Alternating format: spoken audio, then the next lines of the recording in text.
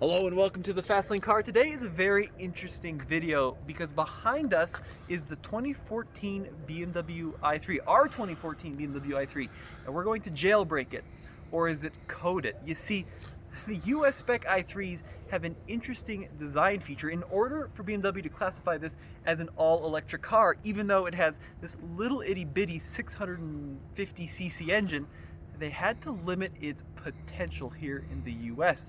And there's a lot of reasons behind that, but one of the reasons is because for it to be qualified as a range-extended electric car, it had to go the same distance or further on electricity than it did on gasoline. And what that meant is BMW actually software limited how much of the fuel tank you can use. So apparently it is a 2.4 gallon fuel tank, but in the US you can only use 1.9 gallons of that 2.4. And the other thing they did, they had to call it a range extender. And that meant that the little gasoline engine only could kick on in the most dire situation. So as the battery gets really low. So you drive it along every day, when you get to like 8% battery, that's when that little gasoline engine kicks on. The issue is it only has like 34 horsepower. So cruising down the road, especially in the mountains, when you're going up hills, the battery goes from 8% to 5 to 3, and then when it hits 1.5%, you just lose all acceleration. It becomes incredibly slow and in some cases dangerous. Now in Europe, they didn't have to comply with these regulations. So in Europe, you could turn on that range extender manually at 75% battery and then have it hold 75. So when you're going up hills, it'll dip down, but then on the flats, it'll build back up to 75. It's much more usable. And we're gonna try to unlock those options in this 2014 spec i3. Now, Andre's behind the camera. Hey guys. Hey, how you doing, Andre? Good. So how are we gonna do this, dude? Well, I've got a little itty bitty tool here. This is a V-Gate iCar Pro. I bought this on Amazon. It was like 20 something bucks, I think. Really? And it is definitely, well, I wouldn't call it the highest quality item because some of the instructions are a little bit sketchy. Some of the wording is a little hokey pokey. It's here. also, you have to have a magnifying glass to read it. It's tiny, yeah, it's really small. But that's not the only thing we need. This is going to connect to the car, but we need something called the Beamer Code app, which is an app on the App Store, and that's going to allow us to go in and unlock these useful features. All right, so check it out. So we have two things here, head unit and instrument cluster. Let's, I looked up how to do this. Let me go into the instrument cluster. Now it's reading the coding data, and it's going to show a bunch of different parameters that we should be able to change. Come on, little dude. So basically, in Germany, or in other markets, right? Yeah. This software was already enabled. Exactly, so we're not hacking We're the not car. changing anything. No, we're just adding the functionality out of the European model.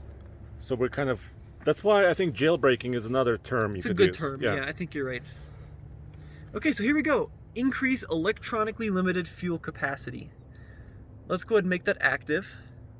Andre, do you want to get a shot of that? So it says 70 miles of range right now. Yes, I see that. I wonder if it'll go up when I code it. So I clicked active, and then I'm going to tap the code button here. This is high level stuff. Oh no, we have to buy the full version. $31? It's Oh. worth it. Okay. I'm not gonna show your credit card number. That would be great. Thank you, Andre. Okay. So apparently we do have to pay to get it coded. So wait a minute. So $20 for the part. I think it was like 20 something bucks. 25, let's say. $32 for this. That's still, I mean, you know, if this was several $100, I would be saying, what's going on here? But it's These still notes. reasonable. The coding process should not be interrupted. Ooh. Preparing coding. Preparing. Instrument panel. So the car is reacting. Oop, looks like it's rebooting. It says restarting ECU here on the app. Total driving range. It's going through several menus. Coding successful. The coding of the control was completed successfully. So maybe you need to restart it. It says set time and date. What if I don't want to set the time and date right now? Do you want to like leave it, lock it, and come back?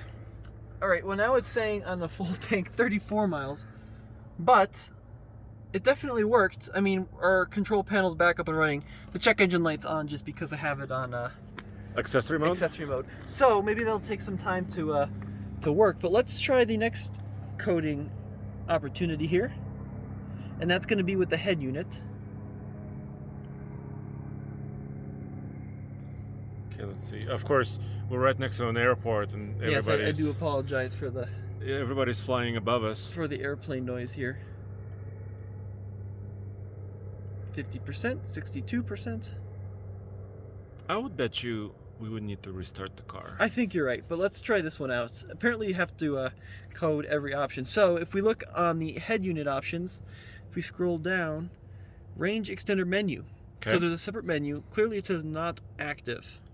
And it says enable the range extender menu that includes a hold state of charge. That's what we want. Okay. So click active. Are you ready? We're going to code it. You got it?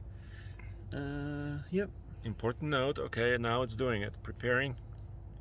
So basically this will allow the driver, using like the stock or something, to control when the generator can come on. Yeah, exactly right. And I think it's controlled in the center here. Okay, in the center console. Exactly right. So 50%, 62%, 75%, 88. There it goes. It's finishing the coding. Restarting the ECU. The screen just went off there The in the center center. screen went off. Ooh, it's doing a cool thing, Andre. Did you see that? BMW I. Clearing errors, coding was successful. And there comes the menu. Okay, are you ready? Confirm. Joe, do you want to hand it to me? Yeah. Do you want to do that? Maybe close the door so there's no dongs or bings. Oh, that's okay. I don't think we're going to have many dongs and bings. Settings, moment of truth. Look at this. Range extender. It wasn't there before, right? It wasn't there before. Range extender. So look at this. So we can hold the state of charge. Now apparently you can't hold the state of charge until it dips below 75%. Okay. But it's great. So we got a whole new menu option there. And I think what's going to... Oh, and the mileage came up. Here, did it really? Yeah. Restarting it. It was 60 miles before, right? 60 or 70. But keep in mind, 60. that's just an estimate. So it's going to take some time. It'll take time to adjust, right? So I think we have to set the time and the Door date. open. Let's close it. 67. Look, it went up 7 miles, I think. I don't remember what it was at before. But anyways, what we're going to do is drive it around and monitor this little screen. And I think this will consistently give us more range than it did before.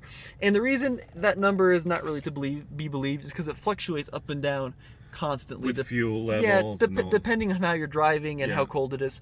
And it looks like, unfortunately, we lost all of our presets, I'm thinking. Let's see. Presets. Oh no, we're good. They're still there. Didn't cancel it. So we just have to set the date and time, it looks like, because it doesn't know what time it is. And then I think we're good, Andre. Awesome. All right. So Do you want to close it up? So that's pretty simple. Yeah.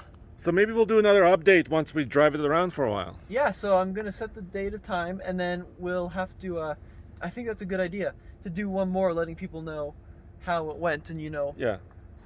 how it's kind of holding in there. All right.